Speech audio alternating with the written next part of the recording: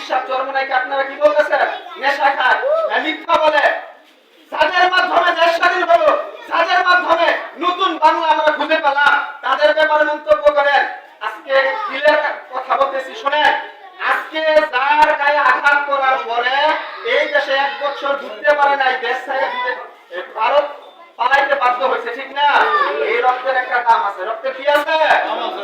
এই রক্তের দাম আল্লাহ তাআলা এরকম ভাবে দিবেন, তাকে দেশে থাকতে দেয় না, ঠিক না? আজকে যারা পীর সাহেব চরমনাইয়ের প্রতি মন্তব্য করতেছেন, বিভিন্ন ভাবে গালিগালাজ করতেছেন, আপনারা টিকতে পারবেন না। আপনাদের গজব আসতেছে, অপেক্ষা করে দেশের মানুষ দেখবে আপনাদের গজব। এই গজবের অপেক্ষায় আমরা আছি। এই গজব আমাদেরকে আল্লাহ পাক ইনশাআল্লাহ দেখাইবেন। এই উপস্থিতি 54 বছরের ভিতরে দেশের মায়া তারা করতে পারে নাই। ভারতের দালালি করছে, আমেরিকার দালালি করছে, বিদেশের দালালি করছে, বাংলাদেশকে মুক্ত করছে, ঠিক না? আমাদের সিদ্ধান্ত ভুল করলে চলবে না।